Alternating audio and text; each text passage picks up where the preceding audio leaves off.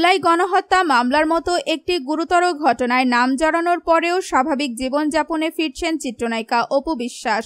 সম্প্রতি সামাজিক যোগাযোগ মাধ্যমে ছড়িয়ে পড়া একটি ভিডিওতে দেখা গেছে তিনি ছেলে আবরাম খান জয়কে সঙ্গে নিয়ে উপস্থিত ছিলেন একটি কাওয়ালির সন্ধ্যায়।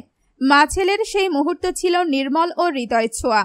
তবে সবচেয়ে চমকপ্রদ গুঞ্জন হলো সেই সন্ধ্যায় নাকি উপস্থিত ছিলেন শাকিব খানও। যদিও ভিডিওটিতে তাকে দেখা যায়নি, তবুও ঘনিষ্ঠ সূত্রের দাবি শাকিব খান আসরে ছিলেন, তবে হয়তো ক্যামেরার আড়ালে।